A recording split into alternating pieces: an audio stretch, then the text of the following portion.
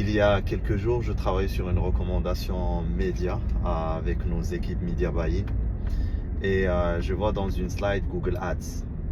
Et ça a automatiquement trigger chez moi l'idée que un ChatGPT Ads est inévitable. Ça devrait arriver. Et ça devrait peut-être arriver beaucoup plus vite que ce qu'on croit. Avec leurs 180 millions d'utilisateurs actifs, et ça continue à croître jour après jour. Ça ne peut être que la prochaine révolution de la pub, comme Facebook l'a été auparavant.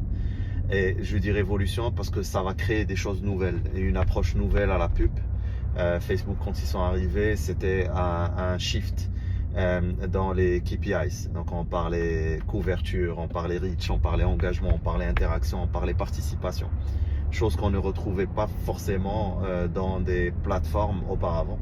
Et ChatGPT va arriver avec les mêmes gènes probablement que Google Ads, parce qu'il dessert exactement la même audience, c'est-à-dire des intentionnistes, des personnes qui sont à la recherche d'un produit, d'une marque, où ils sont dans une perspective d'acheter quelque chose.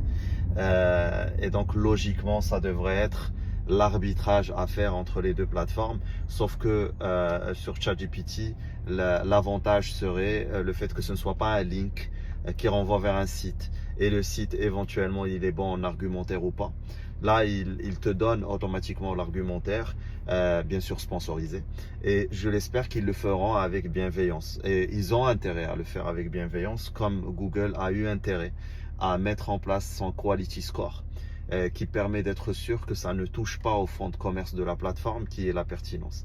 Et donc si ChatGPT se lance dedans et si OpenAI se lance dedans, ils ont tout intérêt à ce qu'ils le fassent avec beaucoup de doigté et de garde-fous, pour être sûr que ça ne devienne pas l'anarchie non plus.